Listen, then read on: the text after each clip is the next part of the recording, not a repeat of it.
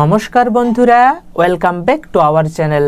আজ 13ই জানুয়ারি the Hindu news paper এর first editorial আমরা পড়ব। তো দেখুন, এই এডিটোরিয়ালটিতে রাইটার আলোচনা করেছেন আমেরিকা যে এইভাবে বিভিন্ন ইউএন সংস্থা থেকে নিজেকে দূরে সরিয়ে নিচ্ছে, এর ফলে পুরো দুনিয়ার উপরে এর কী প্রভাব পড়বে। আর যেহেতু এই এডিটোরিয়ালটিতে ইউএনও অর্থাৎ ইউনাইটেড নেশনস অর্গানাইজেশন এর কথা উঠেছে, তাই সবার প্রথমে আমরা এক্সাম পারপাসে ইউএনও এর বিষয়ে আলোচনা করব, তারপরে আমরা পুরো এডিটোরিয়ালটি word to word line by line discuss করব। ঠিক আছে, তো প্রথমে যেটা জানবো সেটা হচ্ছে ইউএনও অর্থাৎ ইউনাইটেড নেশনস অর্গানাইজেশন কবে প্রতিষ্ঠা হয় বা কবে প্রতিষ্ঠিত হয় ইউনাইটেড নেশনস অর্গানাইজেশনের। তো 24 তারিখ অক্টোবর মাসে 1945 সালে, বুঝতে পারছেন। তো এই ইউএনও কেন গঠন করা হয়েছিল?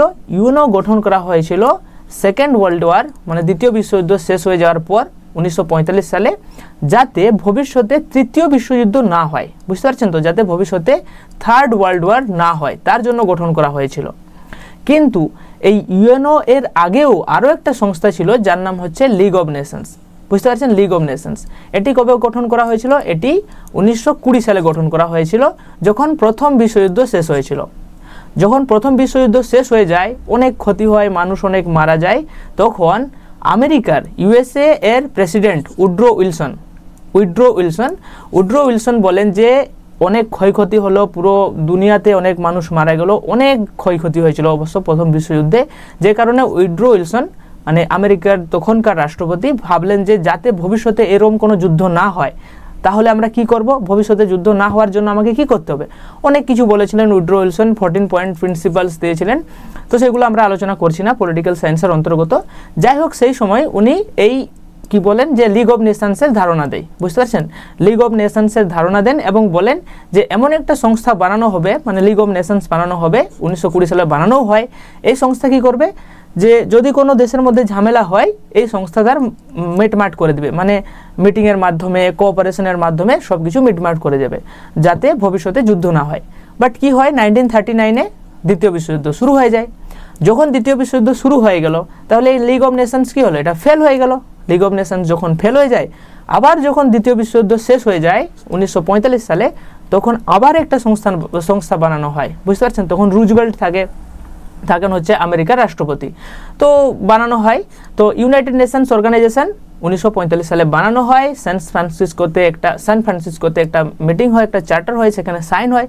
তো প্রথমে 51টা দেশ মিলে এই লিগ মানে ইউনাইটেড নেশনস অর্গানাইজেশন বানিয়েছিলেন। বুঝতে পারছেন তো, কিন্তু বর্তমানে 193টা দেশ রয়েছে এই ইউনাইটেড নেশনস অর্গানাইজেশনের মধ্যে। বুঝতে পারছেন, তাহলে কি পড়বো? প্রথমে পড়বো আগে ছিল লিগ অব নেশনস কেন বানানো হয়েছিল? যাতে ভবিষ্যতে বিশ্বযুদ্ধ না হয়। বুঝতে পারছেন, দ্বিতীয় বিশ্বযুদ্ধ না হয়। কিন্তু দ্বিতীয় বিশ্বযুদ্ধ হয়ে গেল, তখন আরও একটা সংস্থা বানানো হলো যাতে ভবিষ্যতে তৃতীয় বিশ্বযুদ্ধ না হয়। কবে বানানো হলো? 24 তারিখ। বুঝতে পারছেন। আর আচ্ছা হ্যাঁ, কতগুলো দেশ মিলে বানিয়েছিল? 51টা কান্ট্রি ছিল যখন বানানো হয় ইউনাইটেড নেশনস অর্গানাইজেশন। এখন রয়েছে 193টা দেশ। বুঝতে পারছেন। আরেকটা বিষয়, এর হেডকোয়ার্টার কোথায় রয়েছে? মনে রাখবেন, আমেরিকাতে রয়েছে, নিউ ইয়র্ক সিটিতে। বুঝতে পারছেন, এটা মনে রাখবেন। আর এই 24 তারিখ যেদিন বানানো হয়েছিল ইউএনও, সেই দিনটিকে আমরা ইউএন ডে হিসেবে পালন করি। আর বর্তমান সেক্রেটারি জেনারেলকে ইউনাইটেড নেশনসের অ্যান্টোনিও গুটেরেস। এটা তো আপনারা জানেন, অ্যান্টোনিও গুটেরেস। বাস, এই যে পয়েন্টগুলো বললাম এগুলো এক্সামের জন্য ইম্পর্টেন্ট। আরও কিছু ইম্পর্টেন্ট বিষয় আছে যেগুলো হচ্ছে এখানে আলোচনা করেছি। কেন বানানো হয়েছিল? যাতে ইন্টারন্যাশনাল পিস অ্যান্ড সিকিউরিটি বজায় থাকে, আন্তর্জাতিক শান্তি এবং সুরক্ষা বা নিরাপত্তা বজায় রাখবে এই ইউনাইটেড নেশনস অর্গানাইজেশন। আর কি করবে? এটি ডেভেলপ করবে, মানে বিকাশ করবে বা কি বলবো, প্রতিষ্ঠা করবে ফ্রেন্ডলি রিলেশনস এবং নেশনস। মানে এই যে 193টা দেশ বা যতগুলো দেশ রয়েছে পুরো বিশ্বে, সমস্ত দেশের মধ্যে একটা ফ্রেন্ডলি রিলেশনস মানে বন্ধুত্বগত একটা সম্পর্ক তৈরি করার চেষ্টা করবে ইউনাইটেড নেশনস। আর কি করবে? এটি প্রমোট করবে হিউম্যান রাইটসকে, মানবাধিকারকে, সোশ্যাল প্রোগ্রেস মানে সামাজিক উন্নতির কথা বলবে, অ্যান্ড বেটার লিভিং স্ট্যান্ডার্ড মানে সবাই যাতে ভালোভাবে বাঁচতে পারে। লিভিং স্ট্যান্ডার্ড, বাঁচবে কিন্তু সেটা যেন বেটার হয়, মানে ভালোভাবে বাঁচার, এগুলা প্রোভাইড করবে UNO. And act as a centre for harmonising actions of nations. আচ্ছা, এটা বুঝতেই পারছেন যে একটা কেন্দ্র হিসেবে কাজ করবে, সবাইকে দেখভাল করবে। তো এই ইউএনও এর মধ্যে টোটাল 6টি অর্গান রয়েছে, প্রিন্সিপাল অর্গান। বুঝতে পারছেন, টোটাল 6টি অর্গান রয়েছে বা ইউএনও এর 6টি অঙ্গ রয়েছে। কি কি?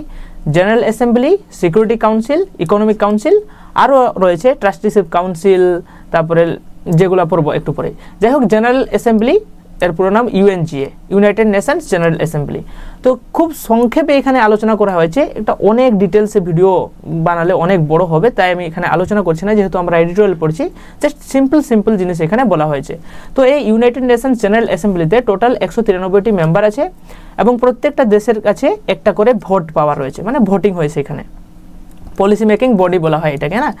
তো ওয়ার্ল্ড পার্লামেন্ট বলা হয় ইউএন জেনারেল অ্যাসেম্বলিকে। তো এখানে প্রত্যেকটা দেশের কাছে একটা করে ভোটিং পাওয়ার থাকে, মানে ভোট দিতে পারবে প্রত্যেকটা দেশ একটা ভোট। এরপরে সিকিউরিটি কাউন্সিল ভেরি ইম্পর্টেন্ট, হ্যাঁ, মানে ইউনাইটেড নেশনস অর্গানাইজেশনের সব থেকে ইম্পর্টেন্ট বডি হচ্ছে সিকিউরিটি কাউন্সিল, সব থেকে ইম্পর্টেন্ট অর্গান বলতে পারেন। তো সবগুলোই ইম্পর্টেন্ট। যা হোক, সিকিউরিটি কাউন্সিলে টোটাল 15টা মেম্বার থাকে। 15 জনের মধ্যে 5 জন হচ্ছেন পার্মানেন্ট, যাদেরকে P5 কান্ট্রি বলা হয়। মনে রাখবেন P5 কান্ট্রি মানে যখন, আচ্ছা, P5 কান্ট্রি অনেক দিক থেকে নাম এসছে, যখন নিউক্লিয়ার উইপন্স মানে হচ্ছে পরমাণু বোমা বানানো হয়, তো সেই পরমাণু বোমা প্রথম যে 5 জন দেশ বানিয়েছিল তাদেরকেই P5 কান্ট্রিতে রাখা হয়েছে। বুঝতে পারছেন কি? আমেরিকা, রাশিয়া, মানে ইংল্যান্ড, তারপরে China and France. America, Russia, England, China, France, এগুলো হচ্ছে P5 কান্ট্রি। এরা হচ্ছে পার্মানেন্ট মেম্বার এবং এদের কাছে ভিটো পাওয়ার রয়েছে। কি রয়েছে? ভিটো পাওয়ার রয়েছে এই সিকিউরিটি কাউন্সিলে। এই ভিটো পাওয়ার অনেক জটিল জিনিস, সেগুলো আপনারা হয়তো অলরেডি জানেন। তো যাই হোক, 5 জন পার্মানেন্ট মেম্বার থাকেন আর 10 জন নন পার্মানেন্ট মেম্বার, মানে তারা পার্মানেন্ট না, তাদেরকে মানে কি বলবো, চেঞ্জ হতে থাকে, হ্যাঁ না? 193টা দেশের মধ্যে 5 জনকে বাদ দিলে বাকি যতজন থাকে তারা চেঞ্জ হতে থাকে সিকিউরিটি কাউন্সিলে, 10 জন করে। বুঝতে পারছেন? 2 বছরের জন্য ইলেক্ট হয় ওই সিকিউরিটি কাউন্সিলে।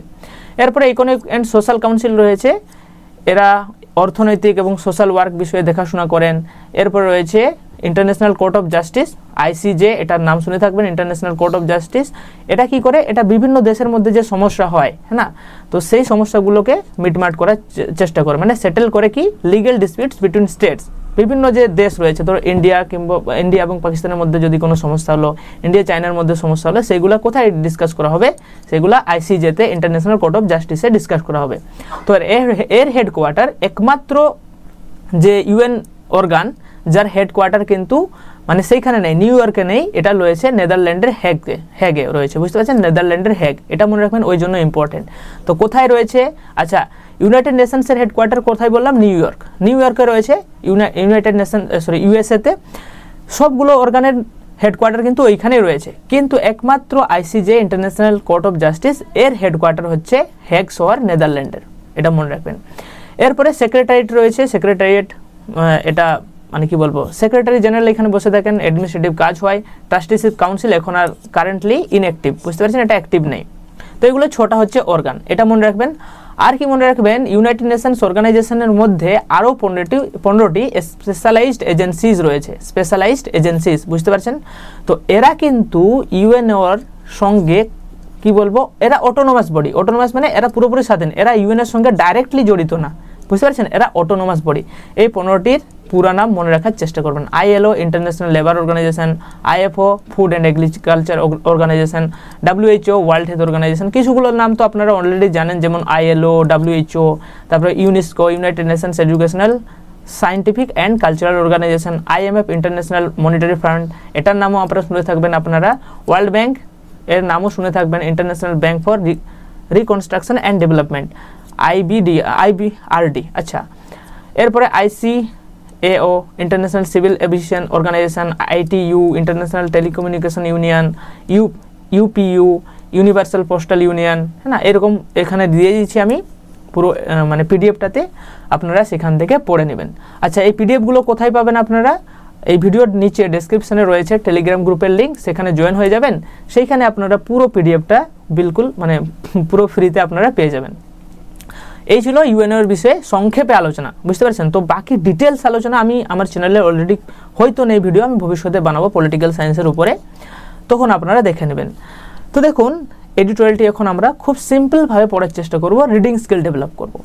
তো দেখুন, এখানে রয়েছে কি ইনওয়ার্ড টার্ন। তো ইনওয়ার্ড কথাটির মানে কি? ইনওয়ার্ড মানে মানে কি? ভেতরের দিকে, হ্যাঁ। ইনওয়ার্ড মানে কি? ভেতরের দিকে।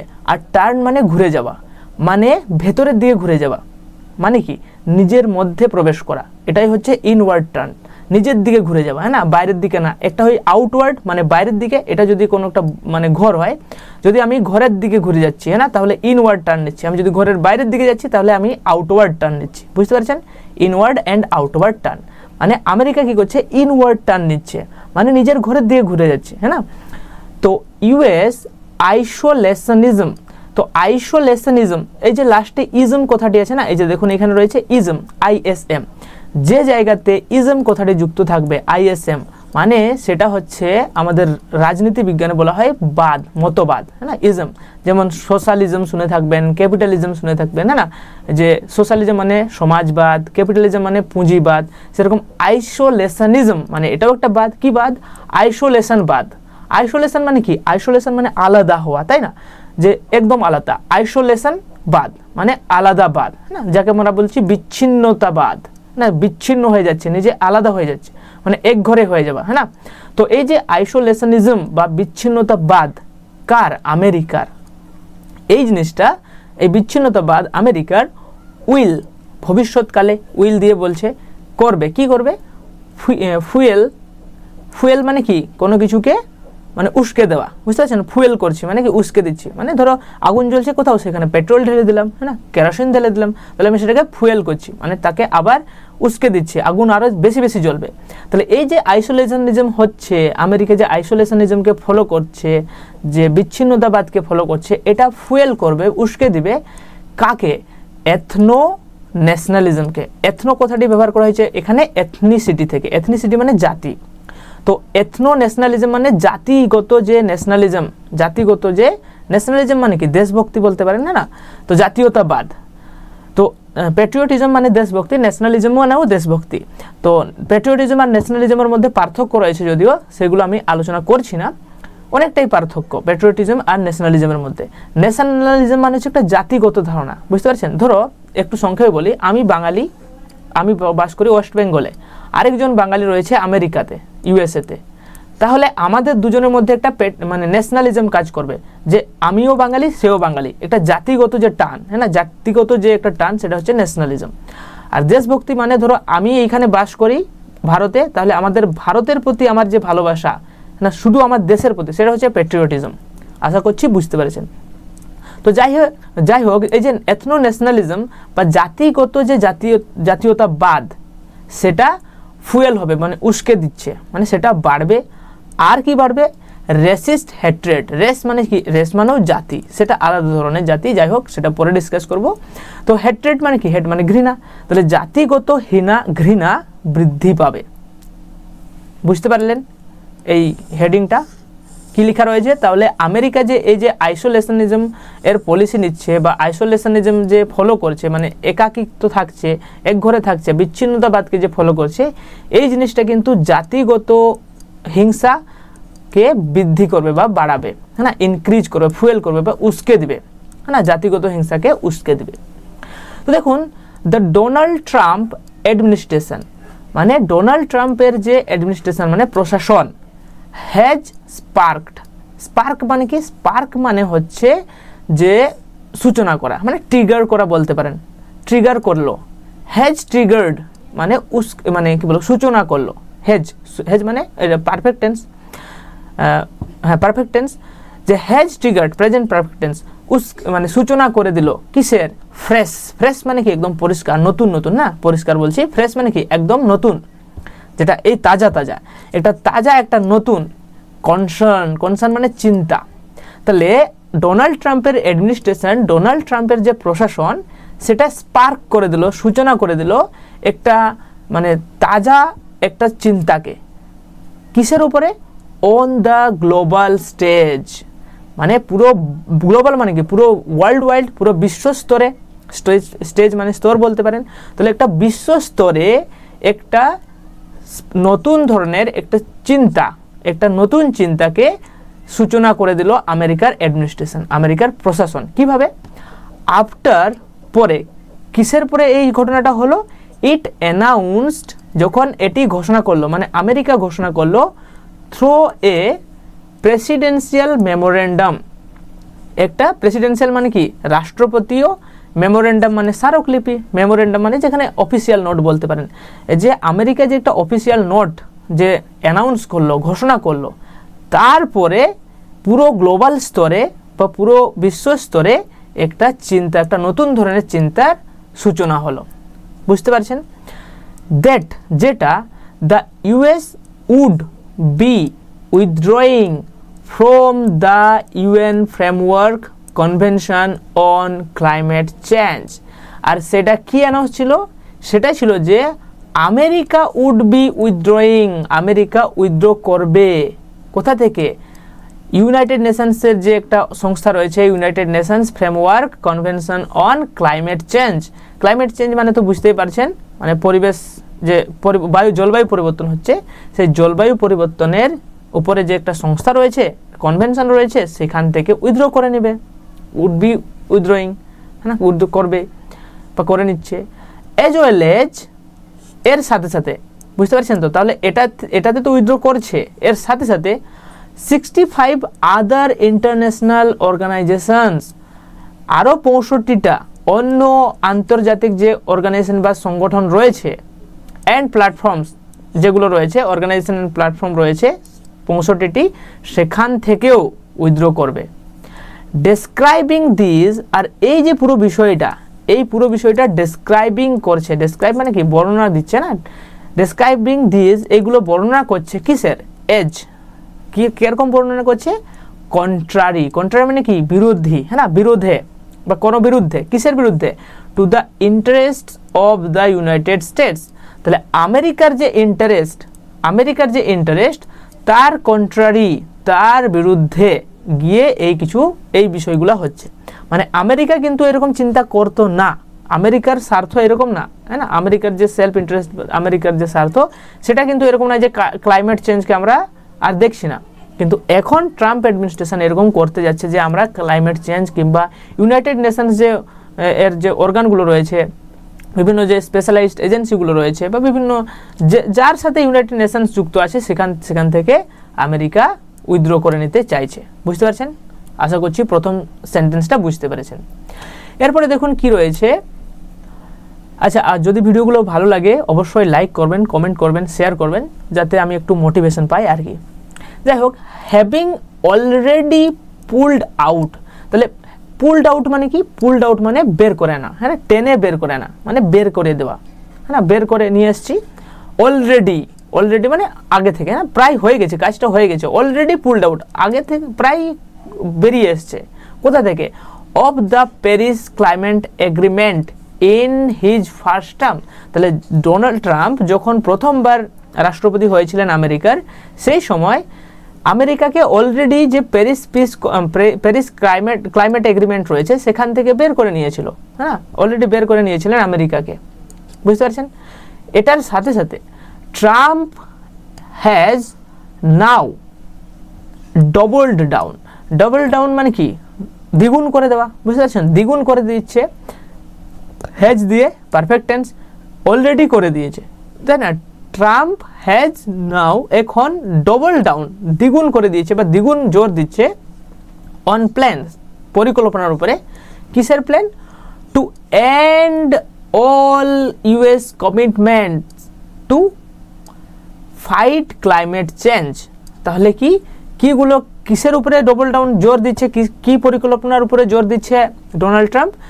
টু এন্ড, সমাপ্ত করতে, অল ইউএস কমিটমেন্টস, সমস্ত রকমের আমেরিকার যে কমিটমেন্ট রয়েছে, প্রতিশ্রুতি রয়েছে বা অঙ্গীকার রয়েছে, কিসের প্রতি? Two fight climate Change.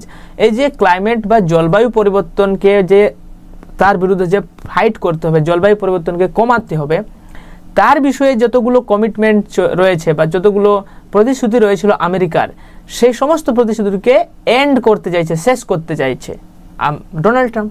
আর এটা কিভাবে করতে চাইছে? By reversing his predecessor Joe Biden's actions. তাহলে রিভার্স করা মানে কি? ঘুরিয়ে নিয়ে আসা। বুঝতে পারছেন? বিপরীত দিকে যাওয়া, হ্যাঁ না, উল্টে যাওয়া, হ্যাঁ না, বলতে পারেন ওভারটার্নিং, রিভার্সিং, ওভারটার্নিং। তাহলে ঘুরে যাওয়া, কোনখান থেকে ঘুরে যাচ্ছে? ডোনাল্ড ট্রাম্পের যে প্রিডিসেসর মানে কি? প্রিডিসেসর মানে হচ্ছে যে পূর্বসূরি। ডোনাল্ড ট্রাম্পের আগে আমেরিকার প্রেসিডেন্ট যে ছিলেন তিনি হচ্ছেন ডোনাল্ড ট্রাম্পের প্রিডিসেসর্স বা পূর্বসূরি। কে ছিলেন? জো বাইডেন ছিলেন। তাহলে জো বাইডেনের যে অ্যাকশনসগুলো ছিল জো বাইডেনের, সেই সমস্ত অ্যাকশনের বিরুদ্ধে গিয়ে ডোনাল্ড ট্রাম্প এই কাজগুলো করছেন, রাইট? মানে এটার মানে হচ্ছে এইটা, বুঝতে পারছেন? তাহলে প্রথম টার্মে Donald Trump Paris climate agreement থেকে বের করে দিয়েছিল আমেরিকাকে। দ্বিতীয় টার্মে চাইছে আরও যতগুলো ইউনিয়ন সংস্থা রয়েছে কিছু কিছু থেকে বের হয়ে যেতে। এরপরে দেখুন Washington has made plans. Has made এটাও পারফেক্ট টেন্স। মেড মানে কি? মেকের থার্ড ফর্ম, তৈরি করেছে। তাহলে মেক মানে তৈরি করা। ওয়াশিংটন হ্যাজ মেড, ওয়াশিংটন মানে আমেরিকার মানে কি বলবো ক্যাপিটাল সিটি। তো মেক মানে তৈরি করে নিয়েছে, প্ল্যানস মানে পরিকল্পনা। কিসের পরিকল্পনা তৈরি করে নিয়েছে ওয়াশিংটন? ফর জন্য, কিসের জন্য? এ কুইক এক্সিট, মানে কুইক এক্সিট মানে তাড়াতাড়ি বেরিয়ে আসা। কোথা থেকে? মোস্টলি, মূলত from UN related agencies and advisory plans. বুঝতে পারছেন তো? Panels, advisory panels. তাহলে কোথা থেকে বেরিয়ে আসতে চাইছে আমেরিকা অলরেডি প্ল্যান করে নিয়েছে যে ইউএন রিলেটেড যতগুলো এজেন্সি রয়েছে আর যতগুলো অ্যাডভাইজারি প্যানেলস রয়েছে, এজেন্সি মানে বুঝতে পারছেন সংস্থা, আর অ্যাডভাইজারি প্যানেল যতগুলো রয়েছে ইউএন রিলেটেড, সেই সমস্ত জায়গা থেকে বিশেষ করে বেরিয়ে আসতে চাইছে তাড়াতাড়ি। আর এই প্যানেলদের কাজ কি? এই যে যেখান থেকে ট্রাম্প বেরিয়ে আসতে চাচ্ছে ইউএনের যেগুলো এজেন্সি রয়েছে তাদের কাজ কি? এখানে বলেছেন রাইটার যে হুজ ম্যান্ডেট মানে দায়িত্ব বলতে পারেন, ম্যান্ডেট মানে কর্তব্য বলতে পারেন না। তো যাদের কাজ, এই যে ইউএন রিলেটেড যতগুলো এজেন্সি রয়েছে তাদের কাজ কি? Related to climate and renewable energy. Renewable energy মানে পুনর্নবীকরণযোগ্য, এনার্জি মানে ক্ষমতা বা শক্তি। তাহলে যে সমস্ত ইউএন রিলেটেড সংস্থাগুলো, অ্যাডভাইজারি প্যানেলগুলো ক্লাইমেটের কথা বলছে আর রিনিউয়েবল এনার্জির কথা বলছে, সেই সমস্ত সংস্থা থেকে বেরিয়ে আসতে চাইছে। আর কাজ কিসের কথা বলছে যে সংস্থাগুলো? Gender equality. যে সংস্থাগুলো জেন্ডার ইকুয়ালিটির কথা বলছে, জেন্ডার মানে লিঙ্গ আর ইকুয়ালিটি মানে সমতা, হ্যাঁ না? লিঙ্গ বৈষম্যকে দূর করার কথা বলছে, হ্যাঁ না? লিঙ্গ ইকুয়ালিটির কথা বলছে, জেন্ডার ইকুয়ালিটির কথা বলছে, সেখান থেকে বেরিয়ে আসতে চাইছে। আর মাইনরিটি রাইটস, যারা মাইনরিটি রাইটসের কথা বলছে, মাইনরিটি রাইটস মানে বুঝতে পারছেন যারা সংখ্যালঘুদের অধিকার, এবং যারা রুল অফ ল এর কথা বলছে, যারা আইনের শাসনের কথা বলছে, অ্যান্ড আদার এরিয়াস, বুঝতে পারছেন? তাহলে ডোনাল্ড ট্রাম্প কি চাইছেন? আমেরিকার যে রাষ্ট্রপতি ডোনাল্ড ট্রাম্প, উনি চাইছেন যে এই যতগুলো ইউএন রিলেটেড সংস্থা রয়েছে, এজেন্সি রয়েছে, যারা কাজ করে কিসের উপরে? যারা ক্লাইমেট চেঞ্জের উপরে কাজ করে, রিনিউয়েবল এনার্জির উপরে কাজ করে, জেন্ডার ইকুয়ালিটির উপরে কাজ করে, মাইনরিটি রাইটসের উপরে কাজ করে, অ্যান্ড রুল অফ ল এর উপরে কাজ করে, এবং বিভিন্ন যে বিষয়ে কাজ করে, সেই সমস্ত সংস্থা থেকে নিজেকে বের করে দিতে। কেন বের করে দিতে? কারণ that the Trump administration considers to be supporting diversity and woke initiatives. তাহলে এই যে Trump administration considers to be মানে কি? মনে করে, বুঝতে পারছেন? ট্রাম্প অ্যাডমিনিস্ট্রেশন মনে করে কি মনে করে? এই যে সংস্থাগুলো রয়েছে, এই সংস্থাগুলো সাপোর্ট করে ডাইভার্সিটিকে মানে বিভিন্নতাকে, অ্যান্ড ওক ইনিশিয়েটিভস। আচ্ছা, ওক হচ্ছে ওয়েক এর থার্ড ফর্ম, হ্যাঁ না? ওয়েক মানে উঠা বা জাগ্রত করা। তাহলে জাগ্রত করা কাকে? ইনিশিয়েটিভস মানে কি? ওয়েক ইনিশিয়েটিভস মানে যে ইনিশিয়েটিভগুলো, যে কার্যকলাপগুলো বলতে পারেন, যে উদ্যোগগুলো, যে প্রোগ্রামগুলো বলতে পারেন কি করে? না ওক করে। ওক মানে কি? ওক মানে হচ্ছে জাগ্রত করে, না? সোশ্যাল ইস্যু নিয়ে যারা আলোচনা করে, সেই সোশ্যাল ইস্যু নিয়ে যাদের আলোচনা করছে তাদের সঙ্গে ট্রাম্প কাজ করতে চাইছেন না, ডোনাল্ড ট্রাম্প, বুঝতে পারছেন তো? এরপরে দেখুন কি রয়েছে, there is a serious question। তাহলে একটা সিরিয়াস কোশ্চেন রয়েছে এখানে। সিরিয়াস মানে কি? খুব একটা জটিল, মানে কি বলবো, খুব গুরুত্বপূর্ণ বলতে পারেন, হ্যাঁ না? সিরিয়াস একটা গুরুত্বপূর্ণ একটা প্রশ্ন রয়েছে। কিসের উপরে? কিসের question? Of real world impact, মানে রিয়েল মানে বাস্তব যে পৃথিবী রয়েছে তার উপরে যে প্রভাব, অ্যান্ড ড্যামেজ এবং ক্ষতি, টু দ্য এক্সিস্টিং অর্ডার, মানে বর্তমান এক্সিস্টিং মানে রয়েছে, আর অর্ডার মানে এটা ব্যবস্থা, সিস্টেম। তাহলে বর্তমান যে বাস্তবে যে সিস্টেম বা ব্যবস্থা রয়েছে তার উপরে কেমন প্রভাব পড়বে এবং তার কি ক্ষতি হবে সেটার উপরে একটা কোশ্চেন উঠে আসছে, হ্যাঁ না। There is a serious question of real world impact and damage to the existing order that, যেটি এই যে কোশ্চেনটা, এই কোশ্চেনটা কি হচ্ছে, ইজ এনজেন্ডার্ড মানে কি শুরু হওয়া বা উৎপন্ন হওয়া বা সৃষ্ট হওয়া, বুঝতে পারছেন তো। তাহলে এই যে কোশ্চেনটা উৎপন্ন হচ্ছে, ইজ দিয়ে থার্ড ফর্ম, আমি হয়তো বলেছিলাম আগে B+V3 যদি থাকে তাহলে সেটা প্যাসিভ, তাহলে এটা সৃষ্টি করছে, হ্যাঁ না। যেটা মানে এই যে কোশ্চেনটা, এই কোশ্চেনটাকে সৃষ্টি করছে মানে উৎপন্ন করছে, কে করছে, বাই দিয়ে বলেছে। কার দ্বারা হচ্ছে এই কোশ্চেনটার উৎপত্তি, ইউএসএস ইমপেন্ডিং প্ল্যাং ইনটু পিওর আইসোলেশনিজম। তাহলে ইমপেন্ডিং মানে কি, ইমপেন্ডিং মানে হচ্ছে যে হয়নি, ঘটনাটা হবে মানে আসন্ন, হ্যাঁ না, যে ফোর্থ কামিং, যেটা হতে চলেছে, আমেরিকা যে করতে চাইছে, যেটা এখনো হয়নি হতে চলেছে, আসন্ন যে প্ল্যাং মানে কি, মানে কোনো কিছুর মধ্যে ঝাঁপ দিয়ে দেওয়া, বুঝতে পারছেন, বা কি বলবো, নিমজ্জিত হওয়া, এখানে বলেছে নিমজ্জিত হওয়া, যাই হোক কোনো কিছুর মধ্যে ডাইভ ইনটু করা মানে প্রবেশ করা, হ্যাঁ না। প্লেগ ইনটু মানে কি, নিমজ্জিত হচ্ছে বা প্রবেশ করছে। কোথায় প্রবেশ করছে, যে পিওর আইসোলেশনিজম। পিওর মানে কি, একদম বিশুদ্ধ। আইসোলেশনিজম মানে আমি বলে দিয়েছি, আইসোলেশনিজম মানে হচ্ছে যে বিচ্ছিন্নতাবাদ, হ্যাঁ না, যে আমেরিকা কারোর সাথে কাজ করতে চাইছে না, একা একাই থাকতে চাইছে, সেটা হচ্ছে আইসোলেশনিজম। এই যে পিওর আইসোলেশনিজমের দিকে যে আমেরিকা প্ল্যাং ইনটু করছে, ঝাঁপিয়ে পড়ছে, এইটা, হ্যাঁ না, এইটা কি করছে, একটা সিরিয়াস কোশ্চেনকে তুলে আনছে। সেই কোশ্চেনটা কিসের বিষয়ে, যে পুরো পৃথিবীর উপরে এর কি প্রভাব পড়বে, পুরো পৃথিবীর যে সিস্টেম রয়েছে বা অর্ডার রয়েছে সেটাকে কিভাবে ক্ষতি করবে। আশা করছি বুঝতে পারছেন। The administrations wholesale rejection, administration মানে ট্রাম্প অ্যাডমিনিস্ট্রেশন, ট্রাম্পের যে প্রশাসনিক ব্যবস্থা সেটার যে হোলসেল মানে পুরো, হ্যাঁ না, পুরো যে রিজেকশন মানে না মানা, বাদ দিয়ে দেওয়া, বুঝতে পারছেন তো, রিজেকশন, হ্যাঁ না। হোলসেল মানে পুরো, মানে ব্যাপক বা সম্পূর্ণ বলতে পারেন, সম্পূর্ণ যে রিজেকশন ইন আর্লি 2025, 2025-এর প্রথমে যে সম্পূর্ণ রিজেকশন ছিল কিসের, of decades of prior institutional commitments to and engagement with the World Health Organization. তাহলে ওয়ার্ল্ড হেলথ অর্গানাইজেশন WHO এর প্রতি যে প্রাতিষ্ঠানিক কমিটমেন্ট মানে প্রতিশ্রুতি ছিল এবং এঙ্গেজমেন্ট উইথ ছিল বা একসঙ্গে যুক্ত হয়ে কাজ করার যে কথা ছিল, যেটা ডিকেডস অফ প্রায়র, হ্যাঁ না, ডিকেডস মানে কি দশকের পর দশক, হ্যাঁ না, ডিকেডের পর দশকের পর দশক, প্রায়র মানে আগে থেকে, হ্যাঁ না, ডিকেডস অফ প্রায়র ইনস্টিটিউশনাল কমিটমেন্টস মানে প্রাতিষ্ঠানিক যে অঙ্গীকার বা প্রাতিষ্ঠানিক যে প্রতিশ্রুতি ছিল, কার প্রতি, টু দিয়ে বলছে WHO এর প্রতি, এবং যে মানে প্রাতিষ্ঠানিক যে এঙ্গেজমেন্ট উইথ ছিল, কার সঙ্গে এঙ্গেজমেন্ট উইথ, WHO এর প্রতি। তাহলে এই যে দুটো বিষয় এর যে রিজেকশন করে দিল, হ্যাঁ না, আমেরিকা এই যে রিজেকশন করছে, হোলসেল রিজেকশন মানে সম্পূর্ণরূপে যে রিজেকশন করছে, এই রিজেকশনটা হ্যাজ ভার্ব চলে এসছে, হ্যাজ অলরেডি লেড টু মানে কি, লেড টু মানে নেতৃত্ব দেওয়া বা পরিচালিত করা বা কারণ হয়ে যাওয়া। তাহলে এই রিজেকশন লেড টু করছে বা কারণ হচ্ছে, কিসের কারণ হচ্ছে, অলরেডি যেটা হয়ে গেছে মানে কারণ, সেটব্যাকস মানে বাধা, to projects across the developing world. তাহলে সেটব্যাকস টু দ্য প্রজেক্টস, বিভিন্ন ধরনের যে প্রজেক্ট চলছে সেই প্রজেক্টের সেটব্যাক হচ্ছে, আর সেই প্রজেক্টগুলো কোথায় চলছে, অ্যাক্রস দ্য ডেভেলপিং ওয়ার্ল্ড, যতগুলো ডেভেলপিং দেশ রয়েছে, হ্যাঁ না, সেই ডেভেলপিং দেশগুলোতে যে প্রজেক্ট চলছে তার সেটব্যাক হচ্ছে, সেটব্যাক মানে বাধা পাচ্ছে, সেগুলোতে বাধা পাচ্ছে, বুঝতে পারছেন।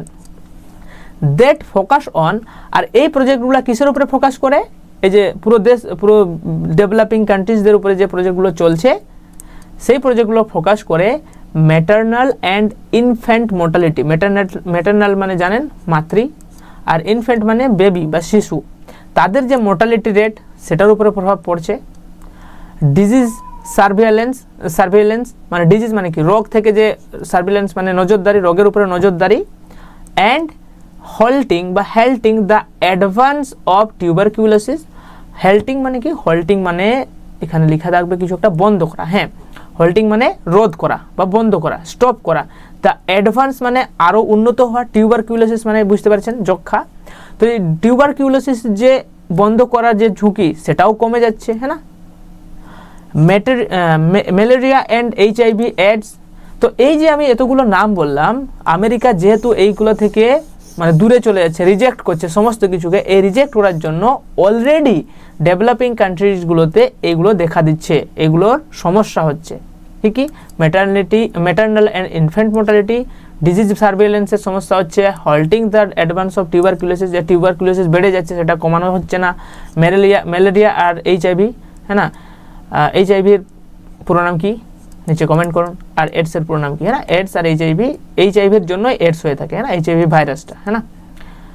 তো হিউম্যান ইমিউনো ডেফিসিয়েন্সি ভাইরাস মনে হয় একটু গোলমাল হতে পারে, তো একটু দেখে নেবেন। যাই হোক, HIV এডসের পুরো নাম। তো এইগুলো অলরেডি হচ্ছে। এই সমস্ত কিছু all heavily dependent on external funding. আর এই বিষয়গুলোকে কমাতে বা এই বিষয়গুলো দেখাশোনা করা কিসের উপরে ডিপেন্ড করে, মানে কখন আমরা ম্যাটারনাল আর ইনফ্যান্ট মোর্টালিটিকে কন্ট্রোল করতে পারবো, কখন আমরা ডিজিজকে দেখতে পারবো কোথায় কি রোগ হচ্ছে না হচ্ছে, কখন আমরা এই টিউবারকিউলোসিসকে কমাতে পারবো, কিভাবে কমাতে পারবো, টাকা লাগবে। আর সেটা এগুলো আসবে কোথা থেকে, সেগুলো আসবে এক্সটার্নাল ফান্ডিং, বাইরের থেকে সাহায্য করলে বাইরের ফান্ডিং থেকে আসবে। ফান্ডিং মানে টাকা, বুঝতে পারছেন। এই সমস্ত কিছু কিন্তু ডিপেন্ড করে, নির্ভর করে এক্সটার্নাল ফান্ডিংয়ের উপরে। এরপরে কি রয়েছে দেখুন, তাহলে বুঝতে পারছেন আমেরিকা যখন সমস্ত কিছুকে রিজেক্ট করছে, এগুলোর উপরে প্রভাব পড়ছে, কারণ আমেরিকাই বেশিরভাগ বিষয়টা ফান্ডিং করে থাকে, হ্যাঁ না, বা সহায়তা করে থাকে আর কি।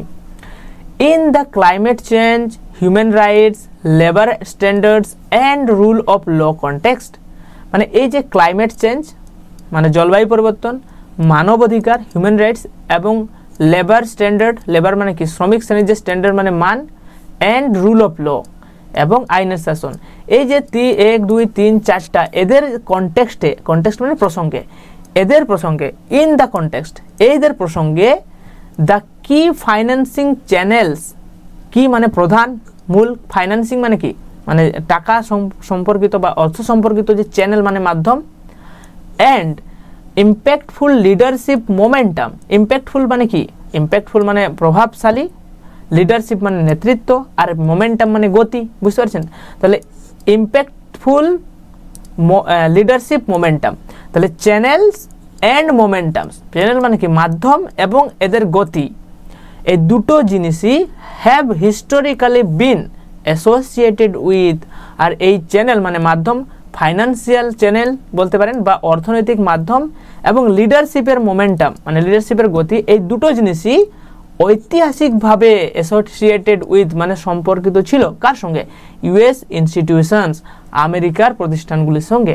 মানে আমেরিকায় এই বিষয়টা কিন্তু দেখভাল করতো, এই যে হিউম্যান রাইটসের কথা বলেন, ক্লাইমেট চেঞ্জের কথা বলেন, লেবার স্ট্যান্ডার্ডের কথা বলেন, রুল অফ ল এর কথা বলেন, এই সমস্ত কিন্তু সেই সমস্ত কিছুই কিন্তু আমেরিকা দেখভালেই হতো, বুঝতে পারছেন।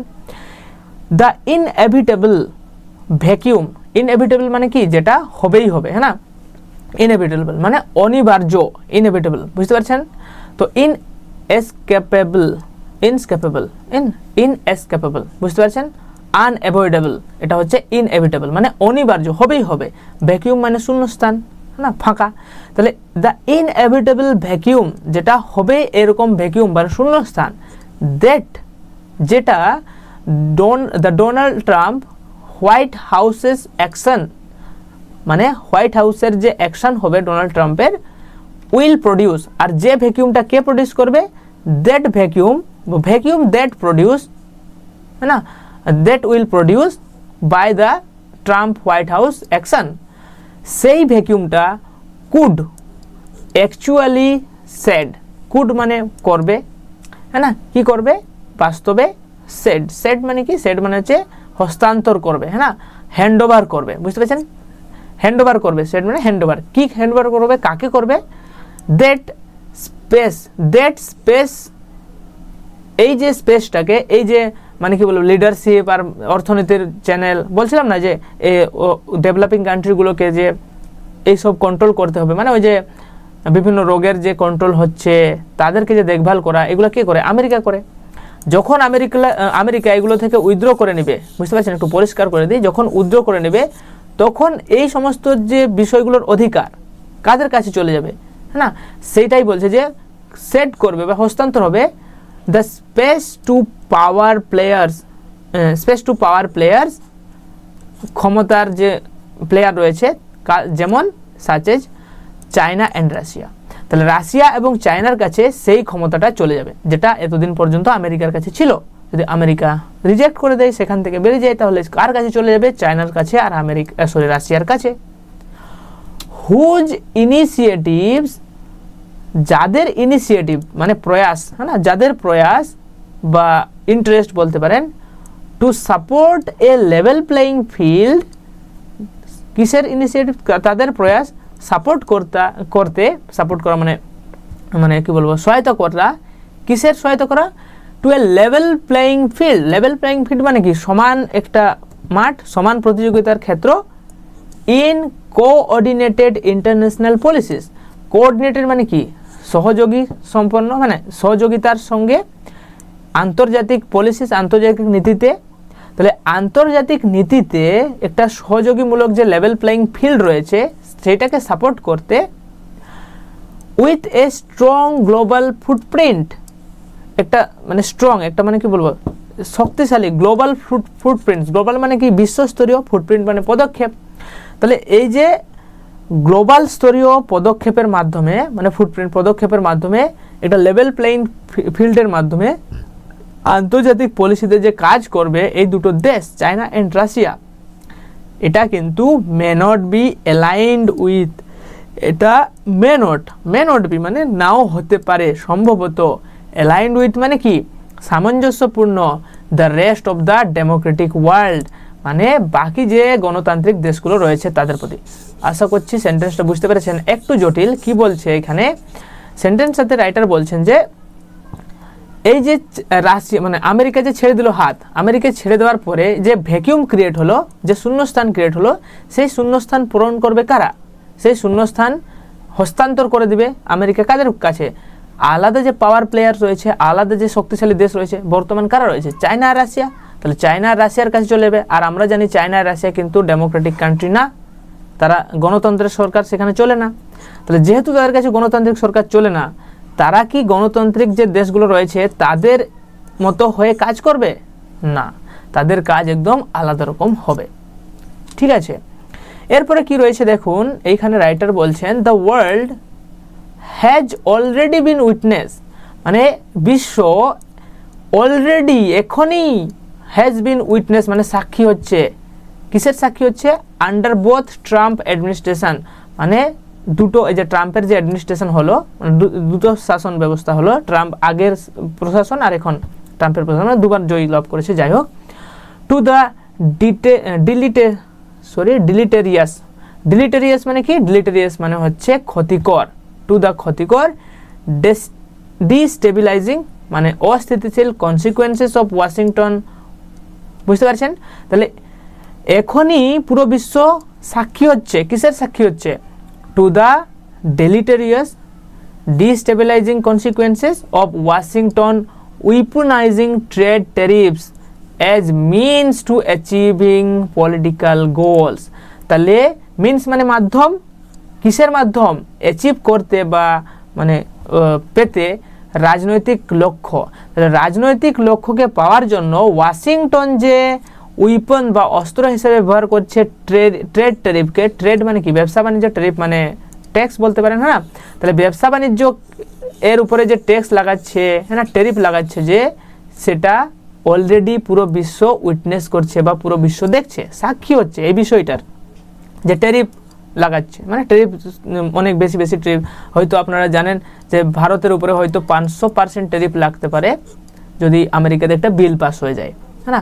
যে এমন একটা বিল নিয়ে এসছে আমেরিকান সরকার যে ভারতের উপর, ভারতের প্রোডাক্টসগুলোর উপর 500% ট্যারিফ লাগবে। বুঝতে পারছেন কত খাতারনাক বিষয়। তো now this small frame view, small frame মানে একটা সংকীর্ণ, মানে ছোট্ট একটা, এখন এই যে ছোট্ট একটা দৃষ্টিভঙ্গি বা ভিউ, দৃষ্টি, কিসের দৃষ্টি? অফ ন্যাশনাল সেলফ ইন্টারেস্ট, যে জাতীয় নিজের ইচ্ছা, সেলফ ইন্টারেস্ট মানে ইচ্ছা, মানে নিজের স্বার্থ। তাহলে একটা জাতীয় নিজের স্বার্থের যে একটা সংকীর্ণ ভিউ, মানে আমি ভাবছি শুধুমাত্র নিজের জন্য, আমার দেশের জন্য, তাহলে এই যে একটা সংকীর্ণ view, trumping good governance principles for the global commons. তাহলে ট্রাম্পিং মানে কি? ট্রাম্পিং মানে অতিক্রম করা, ছাপিয়ে যাওয়া, হ্যাঁ না? এই যে নিজের স্বার্থকে আমি দেখছি এটা ছাপিয়ে যাচ্ছে, কি কাকে ছাপিয়ে যাচ্ছে, কাকে মানে অমান্য করছে? গুড গভর্নেন্স প্রিন্সিপালসকে, বুঝতে পারছেন?